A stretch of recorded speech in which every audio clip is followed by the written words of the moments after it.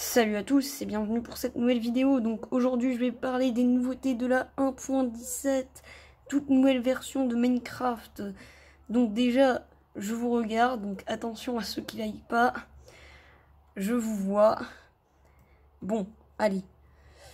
Trêve de plaisanterie, on y va. Donc déjà on a ce nouveau bloc, c'est le bloc de cuivre.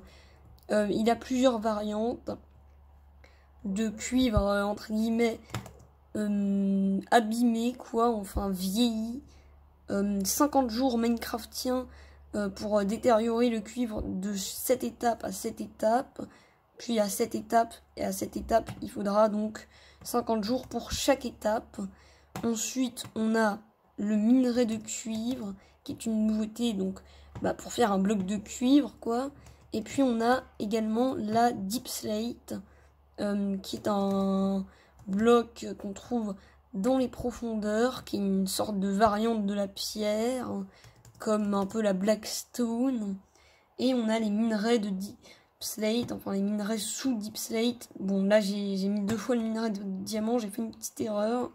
Mais sinon on a tous ces minerais là, qui sont des variantes des minerais normaux, mais sous Deep Slate.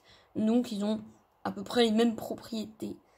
Maintenant également, quand vous récupérez un minerai de fer, vous obtenez du fer brut. Là c'est du cuivre brut et de l'or brut, simplement pour éviter qu'il y ait des lingots d'or, quoi, des lingots de fer et des lingots de cuivre, justement pour uniformiser tout, parce qu'avec une pioche fortune, justement, il y avait un délire avec les minerais de fer, en gros, que ça faisait pas fortune sur les lingots de fer. Et puis là, on a la terre stérile, qui est une terre un peu spéciale, parce que elle produit pas simplement de...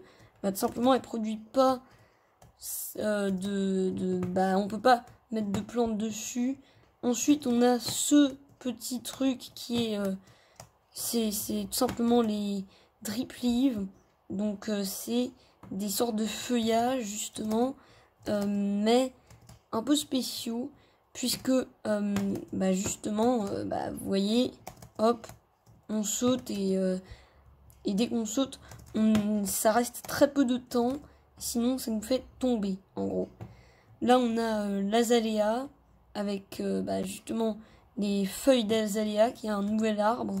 Et là, on a de la mousse, simplement la mousse et des tapis et des blocs de mousse qui sont une nouveauté de la 1.17. En tout cas, je les avais pas vus avant. Et puis maintenant, ça se génère naturellement, mais bon, j'ai eu la flemme d'en trouver une. Les améthystes, en gros, c'est comme des cristaux et quand on marche dessus, ça émet un bruit magnifique. Waouh. Bon, on va passer, on va mettre des nouveaux blocs. Tout simplement, on se retrouve donc pour cette partie 2. Je vais juste faire /clear et je vais chercher quelques nouveaux blocs. Bon, j'ai pas réussi à trouver certains nouveaux blocs, simplement parce que c'était des exclusivités de la version Java, ils n'étaient pas dans la version Bedrock. Bon, on va parler de ce dernier bloc, puisque là, bon, j'ai Minecraft for Windows 10, et en fait, c'est conçu pour... en fait, c'est une version Bedrock de Minecraft, mais un peu spéciale. Donc là, on a... d'ailleurs, le jour se lève, les stalactites et les stalagmites. Bon, il y a certaines nouveautés que j'ai oubliées, parce que, bon, je connais pas encore très bien toutes les nouveautés de la 1.17. Faut que je me remémore.